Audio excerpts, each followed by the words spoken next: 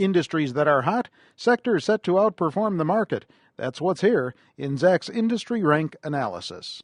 You're going to be interested in this report that we have for you today on this particular industry. It's going to strike a chord with a lot of people.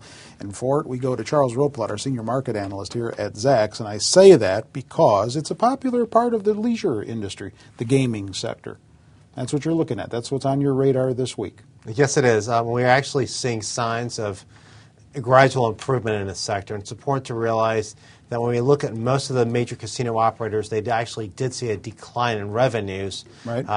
But a lot of cases, the revenue decline wasn't as bad as feared, or more importantly, we're starting to see signs that maybe the industry itself is turning around. And I want to quote from two earnings reports. One released yesterday from MGM Mirage. We're recording this on May 6th. Right. The CEO said that his resorts are seeing sequential increases in occupancy levels through the first quarter into April.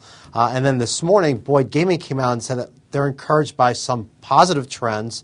And in Vegas particularly, they're seeing signs of stabilization.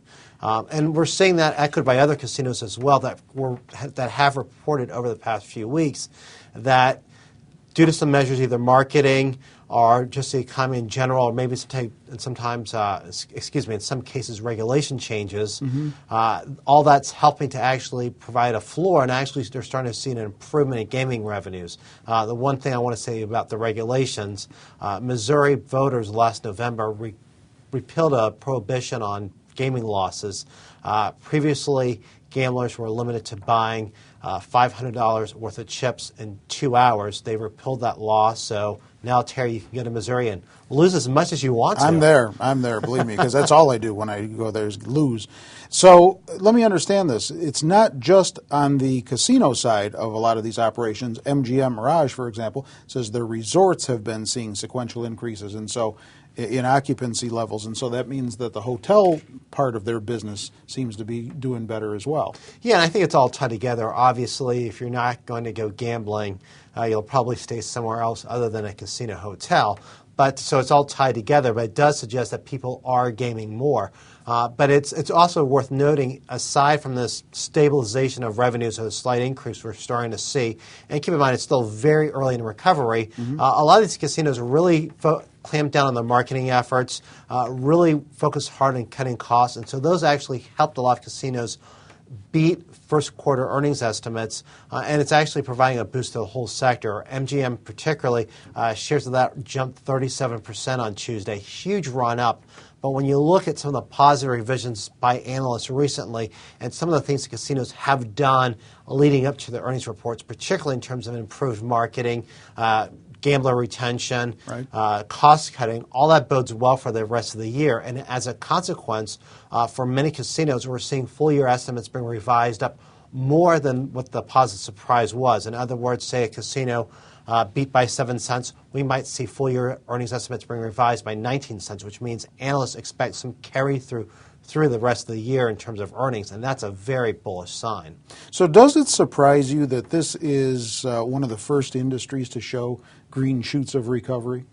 A little bit. Obviously, if people are concerned about spending, they're not going to go gambling. On the other hand, people are looking for a way out. They're looking for a break from reality, and a lot of times they turn to gambling and other shall we say, distractions. And so it doesn't completely surprise me.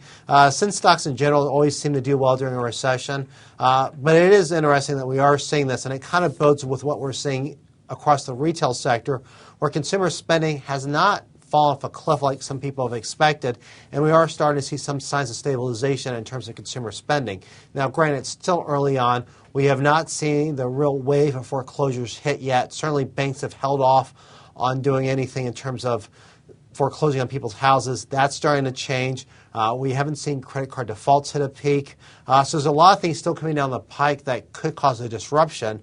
But if we are, in fact, through the worst of the recession and now we're starting the period of possibly flattening, that could bode well for the casinos. Certainly, when we look at the trends, and it's several casinos that have actually said this, not just one, and even the casino game maker, the gaming manufacturer, Williams Industries, came out with some very good numbers as well. So in terms of earnings, so when you look at all this this together, it definitely seems like the industry itself is starting to turn.